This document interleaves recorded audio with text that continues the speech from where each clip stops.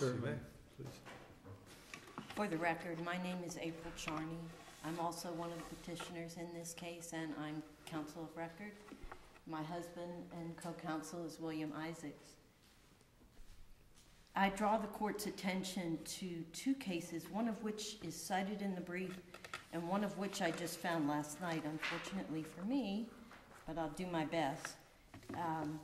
Because, and I apologize for the pronunciation, the Bricklacic case, which is the Bricklacic versus Parrish, which is the 4th District Court of Appeal case that says... Is this the new one you just found? No, this is the one that's cited in my brief. It's in the reply brief in response to the claim that the Bricklacic case supports the Sarasota County's position. It does not.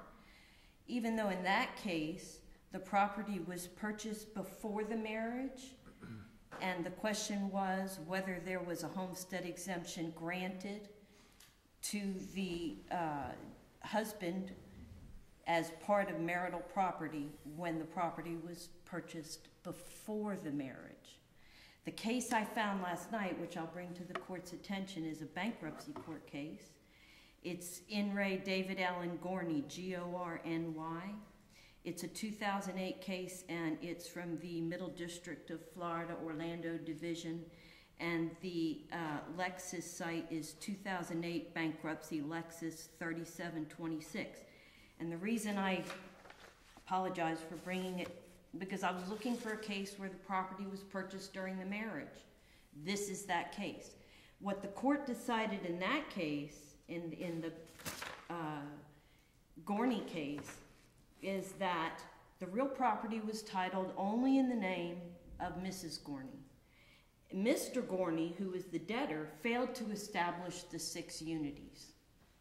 That was the reason that the court denied, in the bankruptcy court, denied Mr. Gorney the homestead exemption. He failed to identify the 6 unities. But he was given the opportunity to show, through admissible evidence, the existence of the 6 unities to establish the tenancy by the entirety. So I point the court to that case for the issue of where you've got property that's purchased during the course of the marriage. But the problem is that it's not necessarily that there's a requirement that there be the 6 unities or that there be a tenancy by the entirety. Under the Florida Constitution, and the Bricklacic Court points out that Article 7, Section 6 of the Florida Constitution allows every person who has a legal or equitable title to real estate and maintains thereon their permanent residence has the right, the constitutional right, to claim the homestead tax exemption. But Mr. Isaacs does not have legal title, correct? His title is by virtue of the existence of the marriage at the time of the purchase, and because he's on the mortgage. Well, the mortgage doesn't establish title. That's correct. By operation of law, gives him... The marriage gives him an interest in the property as a result of the marriage, but it doesn't automatically put his name on the title. That's correct. And the Constitution does not require record ownership or title ownership. It requires legal or equitable title. The equitable title that Mr. Isaacs has in our marital property exists with every partnership, marital union in this state. Now, that points out an interesting question, and although it's not in the record, because the record was not developed, this case was cut off. If it's not in the record, you can't use that. I understand, but my point of bringing it up is there are multitude of forms for applying for the homestead exemption. Sarasota County has chosen to walk astray and require a designation of record ownership. Everyone else uses the Department of Revenue form, which the court can take judicial notice of. And that form requires you to declare what your interest is in the property and who else owns the property and whether you live on the property or not to determine those constitutional issues. Additionally, In the Bricklackett case, the court referred to the administrative code, 12D-7.007, which provides that a married woman and her husband may establish separate residences. Now, you know, I feel it's funny because this is kind of a personal case. My husband and I, lived apart and separate for 5 years. I worked for Jacksonville Legal Aid. He works for the Department of Children in Charlotte County, and we had separate residences. We were completely within the Florida Administrative Code provision that we established separate permanent residences. We had our own obvious reasons. We are not required to show why. And unless there's a challenge, which Sarasota County is not challenged, there's essentially a concession that indeed we did have separate residences. We maintained separate households. We had separate lives, separate jobs, everything for the period of time that Sarasota County decided. When I came back and we reunited and I gave up my homestead exemption in Duval, that's when Sarasota County decided, well, wait a minute, there was no record owner. But Sarasota County doesn't have a statute or a constitutional provision or any discretion to insert that word record into the obligation to give my husband his homestead exemption. Additionally, in the Bricklackett opinion, the court points out that the Attorney General has issued an opinion in 1975 affirming that a married yet separated husband and wife could claim separate homestead tax exemptions when they each established a separate permanent residence. And that is what is exactly on point in this case. Now, it's interesting that the way this scheme works is in Sarasota County, if you can't show record ownership, you can't even get access to an application for a homestead exemption. That's what happened to Mr. Isaacs in this case. Now, in the petition that we filed in this case, we sought a declaratory judgment asking the court to declare that the notice of tax lien was legally indefective and void because of a failure of content and a failure of delivery. I don't want to lose sight of those issues, even though that's not directly on point on the summary judgment issue here. I do want to point out that there are technical failures with the notice issued by the county, and I'll describe for those briefly. And I forgot, I want to reserve 3 minutes for rebuttal. That in particular, Florida Statute 196.161B requires that the subject notice be served on each of us, the notice of tax lien. And it was not. It was only served on myself. Additionally, the tax lien was recorded in the county before the 30 days required by the statute had expired. In combination with the insertion of the illegal requirement that Mr. Isaacs be a record owner, combined with the procedural and substantive content defects in the notice, there has been an unconstitutional taking of Mr. Isaacs' property without due process of law. He was not given his statutory rights, and neither was I. Let me ask you this for a minute. The trial court actually disposed of the case, finding that it's moot because the bill's been paid. I'm going to get to that right now. That's good. That'd be a good thing. The issue in that first of all, two things with that. One is the affidavit provided by the county upon which the court relied didn't attach any documents upon which the affiant relied, which is an obligation under the summary judgment rule. So the court was inserting facts that were not in evidence. For one thing... Didn't they file the satisfaction of lien? Yes, they did. But the problem is that the payment was made by my mortgage company pursuant to their own RESPA, Real Estate Settlement Procedure Act, escrow requirements. And they dinged me on my regular monthly mortgage payment for that payment. So you may have a complaint against your mortgage company, but no, because what can the county saying, look, we're covered, we're good, we're paid, have a nice day. What can this court do against the county now that there's no debt? What relief could you be granted? The relief that I would be granted would be a credit for the amount paid, or unless there would be, assuming that the case proceeded, now that the payment was made, I would potentially bring the mortgage company in and ask the county to put that money, implead it, if you will, into the court registry until the court determines whether that money goes back to the mortgage company or comes to the county. As far as the, on the issue of the payment, I just lost the case that I had, but I cited my I just don't see why why we're even here. I don't see why this isn't moot. The bill's been paid. Because the issue of, hold on a minute. sorry. If you feel like they shouldn't have paid it, then that seems to me something you should talk to them about. But it wasn't paid with any reservation, it wasn't paid, it was just paid, it was just satisfied. And you're saying, well, now they're charging me, or they shouldn't have paid it, or we didn't want them to pay it. Well, you have to take that up with them. The problem with that is there's a catch-22, and I'll address that in two ways. One is what the court's essentially looking at is a mootness argument. The issue is moot. Well, we're just looking at what the trial judge found in his order, which is it's been paid, it's been satisfied, it's been recorded, case over.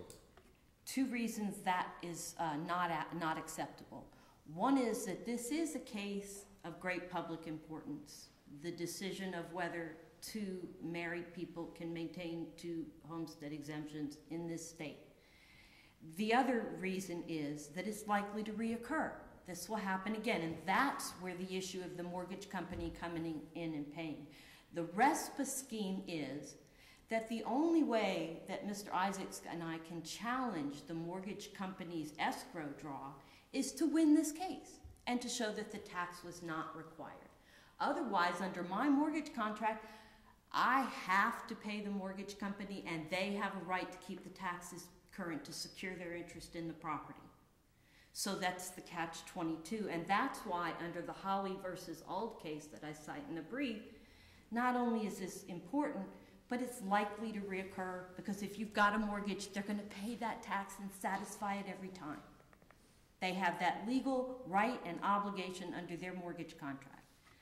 Now, so I hope that addresses that issue. With respect to the summary judgment, getting back to that just very quickly. Do you have anything specifically addressing the argument that you made, which is that by virtue of the marriage, the homestead entitlement for the real estate automatically applies to your husband? Because there are homestead protections against creditors. There are homestead protections that apply, or marital protections that apply on the death of a spouse. But in terms of creating an entitlement to the homestead benefit on real estate taxes, is there any case that addresses the argument you're making? The only cases that exist are the Bricklickett case and the case that I just cited to the court. The Beal case talks about the 6 unities, but the problem with sticking with that is the Constitution doesn't say you have to own it by a tenancy by the entirety. It just says you have to have a legal or equitable interest. Mr. Isaac's remainderment interest, or I'm not a divorce lawyer, however it's called, his residual interest through our marriage is an equitable interest in the property. But a married couple or an individual does not have to claim homestead. I think we all agree on that. Here's a situation, you've claimed homestead in your name. He didn't apply for homestead. You're contending that it transfers or applies to him the benefit. I'm saying that he was denied, the petition says he was denied the opportunity to apply for homestead.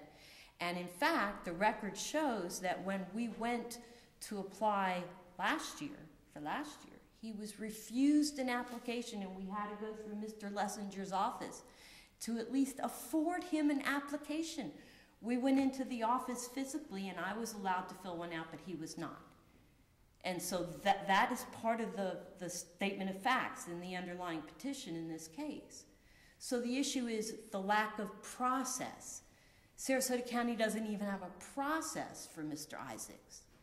And so the fact that he did not apply was the fact that he wasn't given a process of applying. How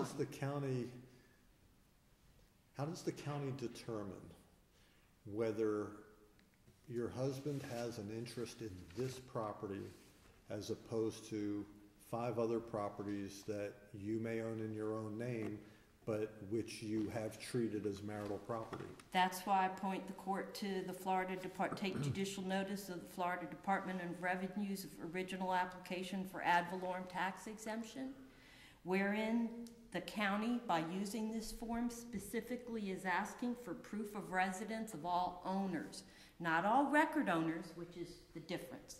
That's where Sarasota County took a rock on the wrong side. And in looking at the span of the 67 counties, everybody does it a little bit different, but the Florida Department of Revenue form is generic for all counties.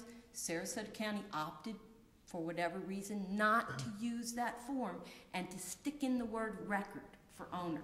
So by doing that... When did you acquire this property? Pardon? When did you acquire this property? 2000. When did you and he get married? 1982. Okay, before you acquired the property. Oh, yes. So oh my goodness.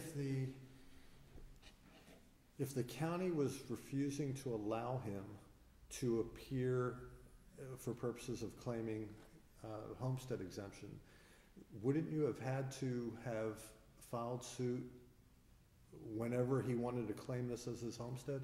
The problem was the homestead continued for both of us. We both applied for homestead when I bought this property. It was not I that applied, it was just that Sarasota gave me the exemption because I was record owner.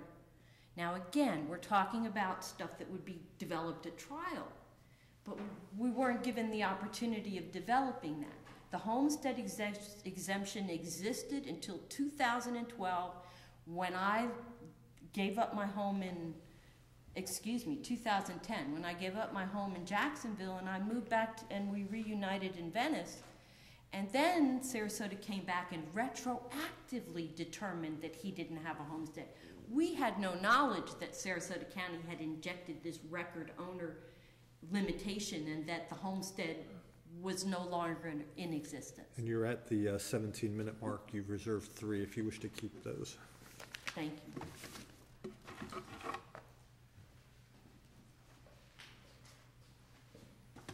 May it please the court, Jason Lessner on behalf of the property appraiser.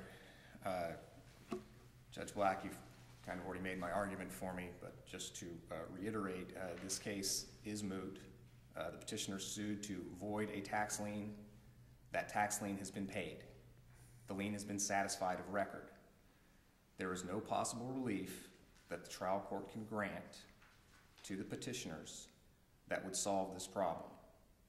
The property appraiser didn't even collect the tax. The property appraiser doesn't have the money. The court cannot void a satisfied tax lien. The case is moot. Ms. Charney attempts to avoid that by claiming that this is an issue of great public importance, but it is not. The fact of the matter is that in order for you to get where she wants you to go, you would have to completely turn Florida real property law on its head. The Beal Bank case, which is cited in the appellee's brief, touches on the requirements to find that a property is held by tenants by the entirety. In the Beal Bank case, they talk about the fact that husband and wife may own property in any number of ways. They may own it as tenancy by the entirety, they may own it as joint tenants, they may own it as tenants in common. All of that is determined by the unities. Now, Ms. Charney claims that her husband is entitled to a homestead exemption because they are married and that therefore he owns the property or they own the property as tenants by the entireties. In order for them to own the property as tenants by the entireties, the 6 unities have to be met. That would be unity of possession, defined as joint ownership. Well, she owns it, he's not on title. There has to be unity of interest. There is none. There has to be unity of title. There is none. There has to be unity of time. There isn't. She took title in her name. He's not on the deed. In order for there to be an ownership interest of tenants by the entireties, he has to be an owner. Her argument fails for that reason. The simple fact of the matter is that You didn't draw a distinction in your brief as far as how tenancy by the entireties applies to different situations, because I think you're carving out a situation here in terms of title, that title doesn't flow automatically by marriage, whereas some marital protections exist for a spouse, whether they're on title or not, if it's deemed to be marital property for purposes of divorce, for purposes of descent and distribution. And I don't see that you really made the argument that this just doesn't apply because tenancy by the entirety is irrelevant to title. Well, what I understand Ms. Charney to be hanging her hat on is there's a statement in the statute governing this specific homestead exemption that where a owner of property or someone who holds beneficial equitable title, and so she's trying to say, well, wait a minute, he owns beneficial equitable title because he's my husband, and that means that we own the property as tenants by the entireties. That's what she is claiming, but she can't meet that test because they don't own the property as tenancy by the entireties because they don't meet any of the unities. Now, I would submit to you that that language in the statute is for purposes of someone who may or may not hold the property in trust or hold it jointly with someone else who may have some beneficial interest. But at the end of the day, the statute is designed to say, look, if you're an owner of property, you can claim a homestead exemption. He is not an owner. He cannot claim a homestead exemption. I mean, at the end of the day, she owns two pieces of property, one in Duval County, one in Sarasota County. She's the only one on the title. She claimed two homestead exemptions, and she got caught. And there was a tax lien filed that has since been paid. The case at the end of the day is moot, and there's no issue of great public importance here. Two cases that she mentioned, the one case that she mentioned is the Burke-Latchett case out of the 4th District, which is a very recent case, also cites the 2nd District's opinion from 2010 and the Wells case, and they go through this analysis of when a husband and wife can have two homesteads. And it is when they each own separate property, i.e. one titled in the wife's name, one titled in the husband's name, and that they are truly living separate and apart. They have established separate family units. They are estranged. They are and essentially not married, but for the fact that they're still married. They don't live apart. They don't live as husband and wife. And I may get them mixed up, the Burke-Latchett case, they each owned their own house, but they were still quote-unquote married, and they spent time together and whatnot. The Wells case that the 2nd District decided, it was truly a situation where you had a husband who owned a home in Florida and the wife owned the home in New York, and they were estranged, and they were completely living separately. And they said, well, under those circumstances, you may be able to get two homesteads. In order for the petitioners in this case to demonstrate that they're entitled to two homesteads, they have to prove that they are exactly the opposite, that they are married and that they own the property as tenants by the entireties. So there really is no issue of great public importance here because it's all smoke and mirrors. There is no tenancy by the entireties. If you have any other questions, I'd be happy to answer them. Other than that, I'll stand on my brief. Thank you. Briefly in response, just to remind the court, there is no constitutional requirement that the equitable interest be as a tenant by the entirety. Regardless of that fact, I think there is an argument to be made that we could meet the 6 unities, regardless of the fact that you put title in my name so that I could get credit. I was a young woman at the time, younger woman, pardon me. In rebuttal, though, there's no evidence for the court to rely on to say that there's not a dispute of material fact as to whether the funds that were received from the mortgage company were on my behalf. That's the first problem, genuine issue of material dispute. Also, again, I refer that not all of the documents upon which the affidavit of the appraiser are attached to the affidavit, and in any instance that would be a definite conflict with my affidavit and Mr. Isaac's affidavit that says that that was not a voluntary payment, that it was made under protest by my mortgage company. That is a material issue of fact and dispute that the court abused its discretion and overlooked and made a finding of fact that indeed it was a voluntary payment. And if you look at the appraiser's affidavit, there is not one instance of non-hearsay evidence that that was a voluntary payment or that it wasn't made under protest. The, Judge Silberman referred to the issue of the protection that Mr. Isaacs is afforded, but the characterization is an equitable interest. He is married to me. We bought this property we were married many years. Our kids were almost grown at that time. It is not just his protection. He has an equitable interest, and he's entitled to demonstrate that through his homestead. He resided in the property during all the time required. One other point that I want to make before I sit down is that Mr. Lessinger misstated the record. And that I just am offended by that, because as a lawyer also, I never claimed 2 homesteads. When I moved to Jacksonville and we split up, I had my separate home, I bought a home, I paid taxes, I declared my homestead. When I moved back to Venice, I gave up, I withdrew, physically, actively filed a form and withdrew my homestead in Duval County and reasserted it by going in and physically filling out an application as a record owner, which Sarasota County allowed me to do. So the statement in their briefs is totally erroneous. I never declared 2 homesteads. I never garnered the receipt of 2 homesteads, and it was totally, completely distinct and separate periods of time. Thank you. Thank you, Ms. Charney. We will take a 15-minute recess and then resume with Leach versus Kersey.